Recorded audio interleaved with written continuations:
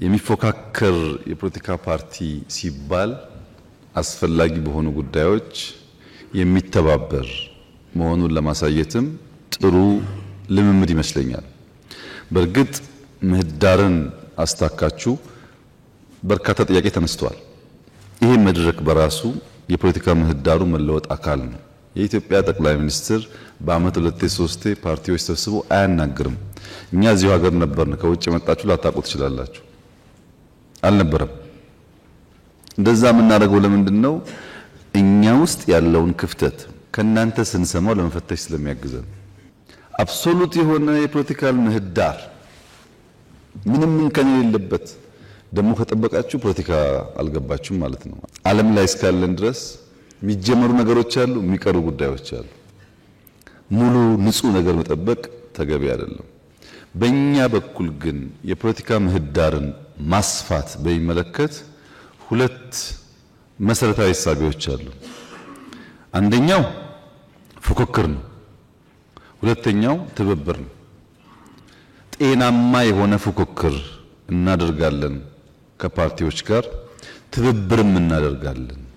ፉክክር ብቻ ከሆነ ወደ አጽናፍ የወጣ ወደ ግጭት የሚያመራ ወደ ጸብ የሚያመራ የማያግባባ ስለሚሆን መተባበር በሚገባን ጉዳይ እንተባበራለን፣ ልንፎካከርባቸው በሚገቡ ጉዳዮች ደግሞ እንፎካከራለን። ይህንን ባላንስ አድርገን ነው ምን ሄደው የብልጽግና እሳቤ እኔ መራው አድሚኒስትሬሽን እሳቤ በፉክክርና በትብብር መካከል ሚዛን መጠበቅ ያስፈልጋል። ሁሉን በፉክክር ብቻ ካደረግን ውጤታማ አንሆንም ብለን እናምናለን።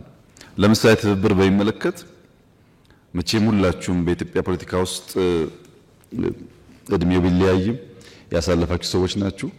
አሁን ባለው አድሚኒስትሬሽን ከሚፎካከሩ ፓርቲዎች 273 ሰዎች በተለያየ ደረጃ በአመራር ተሳትፎ ይሰራሉ።